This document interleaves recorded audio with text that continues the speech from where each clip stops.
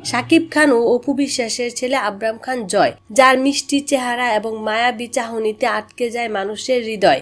আর সেই জয়কে মোটু ও প্রতিবন্ধী বলেছেন বুবলি। জয়কে নিয়ে এমন মন্তব্য করার পর এবার বীরের সঙ্গে শাকিব খানকে দেখে কি বললেন জয়ের মা অপু বিশ্বাস, জানতে পুরো ভিডিওতে আমাদের সঙ্গেই থাকুন। ছেলে জয়কে নিয়ে এমন মন্তব্য করার পর বুবলির সঙ্গে রেগে যান শাকিব খান। আর এ নিয়ে বুবলির সঙ্গে মনোমালিন্যের কারণে গত কয়েক মাস বীরের সঙ্গে দেখা হয়নি শাকিবের। গত মাসে ছিল শাকিব ও বীরের জন্মদিন, আর সেই জন্মদিন উপলক্ষে বীরকে নিয়ে শাকিবের বাসায় যায় বুবলি এবং বীরের সঙ্গে জন্মদিনের কেক কাটেন শাকিব খান। আর সেই ছবি সামাজিক যোগাযোগ মাধ্যমে পোস্ট করেন বুবলি। আর সেই ছবি দেখে অপু বিশ্বাস বলেন, শাকিবের পৃথিবী জুড়ে হচ্ছে এখন তার দুই সন্তান জয় এবং বীর, আর সে তার দুই সন্তানকে প্রচন্ড ভালোবাসে এবং দুই সন্তানকেই সময় দেয়।